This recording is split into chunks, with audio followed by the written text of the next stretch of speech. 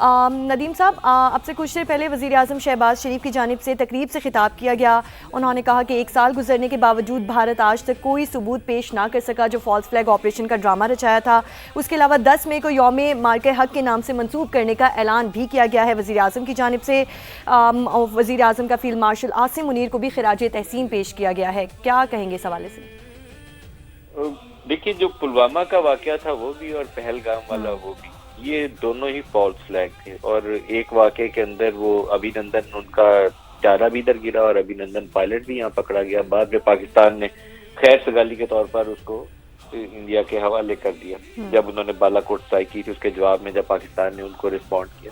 اور اب یہ جو 25 مئی، یہ جو مئی 2025 والا واقعہ ہے، یہ اس کا سیکنڈ فیز تھا جب انہوں نے فالس فلیگ کو پھر سے گھڑا اور پاکستانی علاقوں کے اوپر حملہ آور ہو گئے. اور یہ مختلف اس طرح تھا کہ پہلے تو انہوں نے بالا کوٹ پہ اسٹرائک کی تھی ایک مدرسے کا کہہ کے کہ یہاں پر کچھ سوسائڈ اٹیکرز جو ہیں وہ ان کی تربیت دی جا رہی ہے. گو کہ وہاں سے کچھ بھی نہیں تھا، مدرسہ بھی خالی تھا. لیکن یہ 2025 والے واقعے میں انہوں نے پاکستانی شہری علاقوں کو نشانہ بنایا، مریدکے میں بھی اور بہاولپور میں بھی.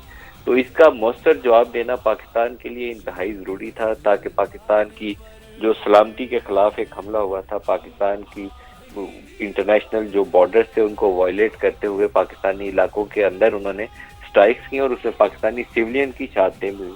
تو اس کا جواب اتنا مؤثر تھا کہ پوری دنیا نے اس کو مانا کہ پاکستان نے کس طریقے سے ان کو منہ توڑ جواب دیا. ان کے 1 گھنٹے کے اندر ہی جب ان کے 8 جہاز گرے تو میرے خیال میں ان کے بعد تو ان کی ایئر فورس ہی نہیں سنبھل سکی. اگلے 3 روز تک تو وہ پاکستانی بارڈر ایریا سے دور دور رہے، پاکستانی بارڈر ایریا کے قریب آنے کی بھی انہوں نے ہمت نہیں کی. تو وہ جواب بہت اچھا تھا، شاندار تھا. پھر اس کا دوسرا حصہ جو تھا وہ بھی اتنا ہی اہم تھا. ادھر سے انہوں نے برہموس سے پاکستانی ایئر بیسز کو اور مختلف علاقوں کو نشانہ بنایا. انڈیا کا جو میزائل ہے برہموس، تو اس کے جواب میں پاکستان نے فتح میزائل سے جو جواب دیا وہ بھی اتنا ہی مؤثر تھا اور اتنا ہی اس کا دنیا میں اس کی دھاک بیٹھی. اور یہ بہت ضروری تھا کیونکہ جب وہ پاکستانی علاقوں کے اوپر انہوں نے ایئر بیسز کو اٹیک کر دیا تو ہم یہ نہیں کہہ سکتے تھے کہ ایئر فورس نے جو 8 جہاز گرا دیے وہی کافی ہیں. اس کا اگر انہوں نے 10 جگہ میزائل مارے تھے تو ہمارا 20 جگہ میزائل مارنا بہت ضروری ہے اور یہی کیا گیا.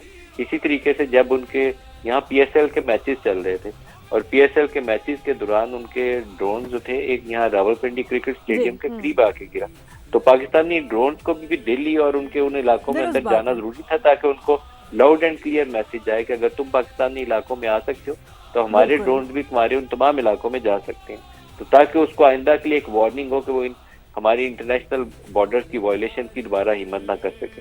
یقینی طور پر ملک صاحب وارننگ ان کو دے دی گئی ہے اور جو لائن ہے وہ بالکل کلیئر کر دی گئی ہے. ہمارے ساتھ رہے گا سمیرا، میں آپ کی جانب آؤں گی. سمیرا، پاکستان نے already global geo political map پر ایک بہت ہی جو ہے نا وہ سگنیفیکنٹ پوزیشن لی ہے. پوری دنیا پاکستان کی معترف ہے. اس سچویشن میں بادی النظر میں اب یہی لگ رہا ہے، اگر ہم یہ کہیں تو غلط نہیں ہوگا، کہ پاکستان اب کشمیر کے مسئلے کو عالمی فورمز میں جو ہے وہ ایک نئی طریقے سے اور بہت ہی سگنیفیکنٹلی لے کر چلے گا. کیا کہیں گی؟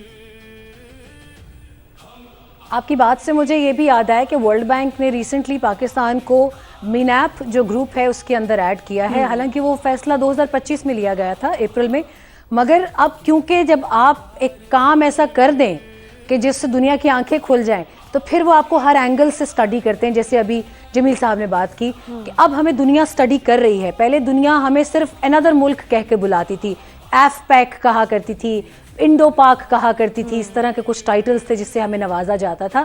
حالانکہ میں ابھی بھی بتا دوں کہ یہ القابات بہت ناانصافی کی بنیاد پر مرتب کیے جاتے تھے.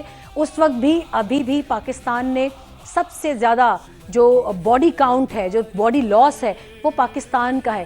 قریباً 90,000 سے لے کے اب تک 1 لاکھ کے قریب اب یہ تعداد لگ بھگ پہنچ رہی ہے کہ جب سے ہم وار اگینسٹ ٹیررزم میں اور پھر اس کے بعد سے یہ تمام تر حالات جو یہاں تک آئے، ہم دہشت گردی سے تنہا لڑے ہیں.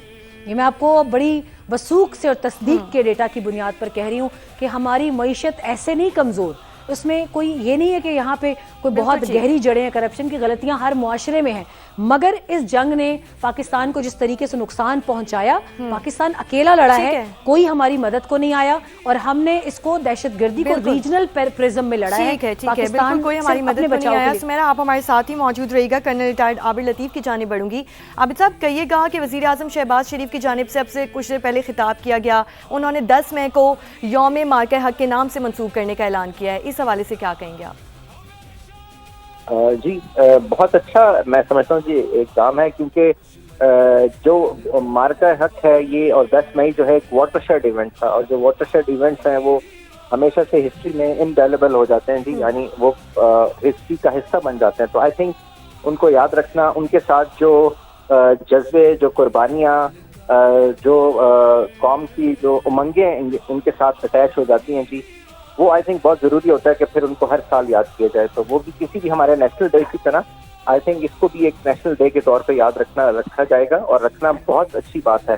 اور یہ وہ جو جذبہ ہے جس کے تحت یہ پوری قوم نے اکٹھے ہو کے دشمن نے جب ہم پہ حملہ کیا، دشمن نے جس طریقے سے بہت ہی ایک میں یہ کہوں گا کہ بہت ہی ڈائبولیکل وے میں جو اٹیک کیا تھا جی، دیکھیے دشمن نے جب 120 جہاز یا 80 یا 90 ایئر کرافٹ لے کے آیا تھا، جب اس نے 85 ڈرون فائر کیے تھے، جب وہ میزل فائر کر رہا تھا، تو وہ ظاہر ہے کوئی ایک ایکسرسائز نہیں تھی، وہ کوئی موک ایکسرسائز نہیں تھی، وہ the enemy meant business، اور وہ اس بزنس کے تحت پاکستان کو نقصان پہنچانا چاہتا تھا، اور پھر وہ کچھ بھی نہیں کر سکا، کسی بھی ویکٹر کے اندر وہ کچھ نہیں کر سکا۔ تو آئی تھنک یہ اس واٹر شیڈ ایونٹ کو جی بالکل یاد رکھنا چاہیے، اور ان جو اس کے ساتھ جو پنہا اصول ہیں جو ہمارے جو فور فادرز نے ہمیں دیے، جیسے ابھی آپ کشمیر کی بات کر رہی تھی، تو آج جو جنرل عاصم نے جو CDF ہے انہوں نے جو کشمیر کی بات کی، اس کے اندر ایک سگنل اور ایک میسج بھی ہے دشمن کے لیے کہ کشمیر کو قائد اعظم شارک کہتے تھے، اور شارک کا مطلب وہاں سے پاکستان کے وہ 5 دریا جو اللہ تعالیٰ نے پاکستان کو عطا کیے ہیں وہ وہاں سے بہتے ہیں، اور اگر ان کو روکنے کی کوشش کی گئی، اور اگر ان کے ساتھ انڈس واٹر ٹریٹی کے نام پہ یا اس کے جو انیکسز ہیں ان کے اندر ڈیول پلے کرتے ہوئے کچھ کیا گیا، تو ڈیفینیٹلی پاکستان جو ہے وہ اپنا رائٹ استعمال کرے گا۔ پہلے بھی کئی دفعہ بالکل ایسے میسج کلیئر دے دیا گیا ہے، لکیر جو ہے وہ واضح کر دی گئی ہے۔ ہمارے ساتھ ہی رہیے گا، اس ساری سچویشن پر مزید بھی بات کریں گے، ہمارا پینل ہمارے ساتھ موجود ہے، لیکن ابھی یہاں پر وقت ایک شارٹ بریک کا۔ دشمن کی للکار پر ویلکم بیک ناظرین، ہم بات کر رہے تھے بریک پہ جانے سے پہلے کہ مارکہ حق کی کامیابی کو 1 سال مکمل ہو گیا ہے، اور اسی سلسلے میں سما کی خصوصی ٹرانسمیشن جاری ہے۔ پینل ہمارے ساتھ موجود ہے، ڈاکٹر جمیل احمد خان ہمارے ساتھ موجود ہیں، سمیرا خان بھی ہمارے ساتھ موجود ہیں۔ جمیل صاحب سب سے پہلے آپ کی جانب میں آؤں گی۔ جمیل صاحب، ہم ابھی اس سے پہلے بریک سے جانے سے پہلے بھی ہم بات کر رہے تھے پاک فوج کی کامیابیوں کے حوالے سے، تو جب ہم پاک فوج کی کامیابی کی بات کرتے ہیں تو دوسری جانب ساتھ ہی بھارتی فوج کی ناکامی کی بات بھی کر لیتے ہیں۔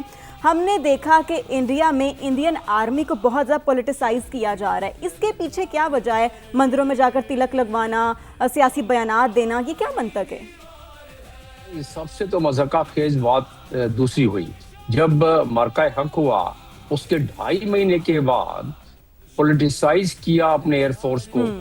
دراصل انڈیا میں ہو کیا رہا ہے، ان کی فوج کو تو پولیٹیسائز کیا جا رہا ہے، ان کے پولیٹیشنز کو ملٹرائز کیا جا رہا ہے، یہ ان کا ہو رہا ہے۔ اور یہ کیوں ہو رہا ہے، یہ میں ایک لمحے کے لیے آتا ہوں۔ فوج کے وہ جو ایئر فورس کے چیف تھے، انہوں نے 2.5 مہینے کے بعد اپنی شکل اور اپنے تاثرات کو بالکل قابو میں رکھتے ہوئے کہا جی ہم نے بھی تو جہاز گرائے ہیں پاکستان کے 2.5 مہینے کے بعد، ٹھیک ہے، کوئی پروف نہیں، کچھ نہیں، کیونکہ پریشر تو اس کو، ورنہ فوج کا سربراہ کہہ دیتا کہ بھائی اس قسم کی آپ بیان نہ دلواؤ، ہم لوگ پروفیشنل لوگ ہیں۔ در حقیقت دیکھا جائے تو برٹش راج جب ختم ہوا تھا تو فوج دونوں کی تربیت ایک جیسی تھی، تو انڈین فوج بھی ایک پروفیشنل فوج، اس کو مودی ایڈمنسٹریشن نے بتدریج جب آتے اس کو پولیٹیسائز کر دیتے، جس کی وجہ سے رزلٹ دیکھ لیا انہوں نے کہ کیا ان کا رزلٹ ہوا۔ اچھا، اس کا دوسرا ڈائمنشن یہ ہے کہ اس قسم کی حرکات سے تو دنیا کو پتہ پڑ گیا ہے۔ ابھی 3 دن پہلے ایک رپورٹ ابھی شائع ہوئی ہے، international religious freedom report United States ہر سال شائع کرتا ہے، اس میں انہوں نے بہت ساری چیزوں کو آشکار کر دیا ہے۔ اس میں انہوں نے آشکار کر دیا ہے کہ انڈیا इंडिया किस तरह ठीक है। चीजों में उनके बीजेपी और उनके जो आरएसएस है किस तरह ठीक है डॉक्टर साहब, आप इदारों में हमारे साथ घुस ही मौजूद रहेगा। Senior anchor person Nadeem Malik साहब ने भी हमें ज्वाइन